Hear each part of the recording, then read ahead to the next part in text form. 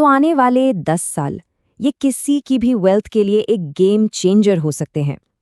चलिए आज कुछ इंटरेस्टिंग करते हैं।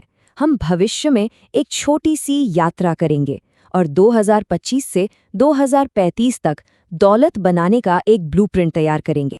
बस एक पल के लिए सोचिए, साल है 2035। भारत की इकोनॉमी शायद पूरी तरह से बदल चुकी होगी, नई ऊंचाइयों पर होगी, पर सबसे बड़ा सवाल ये है कि उस तरक्की की कहानी में किसी की अपनी फाइनेंशियल पोजीशन कहाँ होगी, उनका पैसा उनके लिए कितनी मेहनत कर रहा होगा। तो चलिए आने वाले इस दशक को एक मजेदार तरीके से देखते हैं, एक महामुकाबले की तरह। ये एक जबरदस्त टक्कर होने वाली है 4 बड़े इन्वेस्टमेंट ऑप्शंस के बीच। सब के सब किसी की भी दौलत में अपनी जगह बनाने के लिए लड़ेंगे। लेकिन रुकिए, इस मुकाबले को शुरू करने से पहले ना खेल के असली नियमों को समझना बहुत जरूरी है। क्योंकि देखिए, असली दौलत सिर्फ हाई रिटर्न से नहीं बनती, ये बनती है उन छिपी हुई बाधाओं को पार करने से जो चुपचाप मुनाफे को खा जाती हैं। तो इस दशक की दौलत की दौड़ का विजेता वो नहीं होगा जो सिर्फ सबसे ज्यादा रिटर्न देगा, नहीं, असली विजेता वो होगा जो इस फ्रिक्शन मैट्रिक्स को हराएगा। अब ये है क्या? ये वो अदृश्य ताकतें हैं, जैसे कि खरीदने बेचने की लागत, टैक्स और किसी एसेट को कैश में बदलने में लगने वाला समय, जो रिटर्न को जेब में पहुंचने से पहले ही कम कर देती हैं।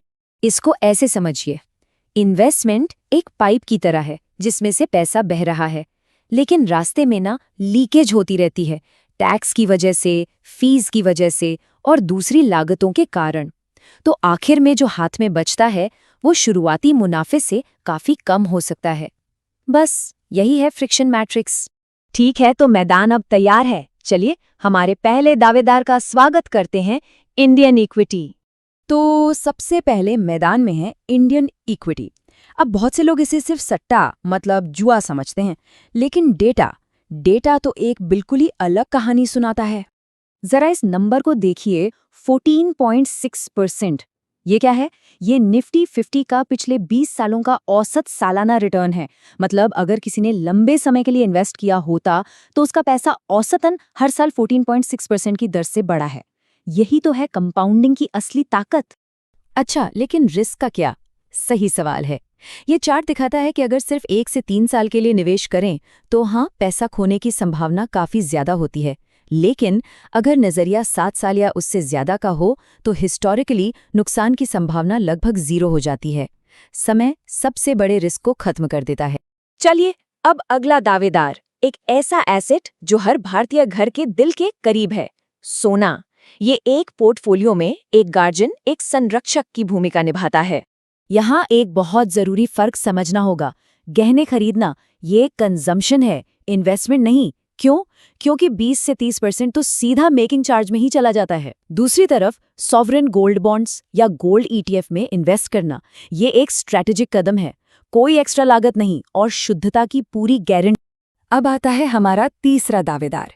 ये पिछली पीढ़ी की पहली पसंद हुआ करता था, लेकिन आज इसका मॉडर्न रूप बहुत अलग दिखता है। देखिए, पारंपरिक प्रॉपर्टी खरीदने में कितनी लागतें आती हैं, स्टैम्प ड्यूटी, मेंटेनेंस, और उसे बेचना तो एक सिरदर्द है।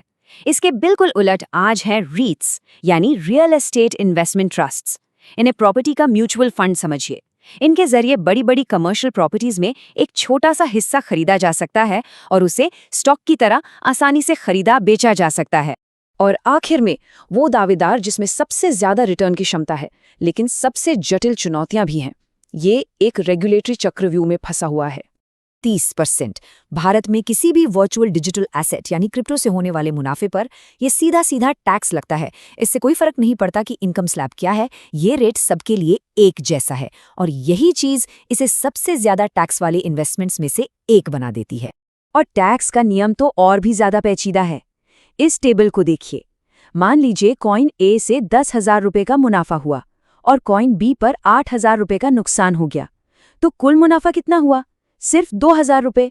लेकिन टैक्स के नियमों के मुताबिक नुकसान को मुनाफे से घटाया नहीं जा सकता, तो टैक्स पूरे 10,000 रुपये के मुनाफे पर देना होगा। तो इन चारों महारथियों का एनालिसिस करने के बाद डेटा से अगले दशक के लिए एक साफ सुथरी, एक विजेता स्ट्रैटेजी उभरकर सामने आती है।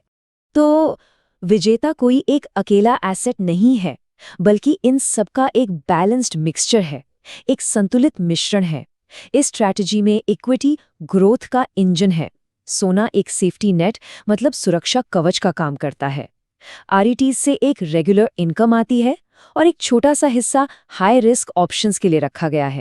तो आखिर में सबक यही है कि दौलत बनाना ये धैर्य और सही रणनीति का खेल है। ये रातों रात अमीर बनने वाला कोई दांव नहीं है।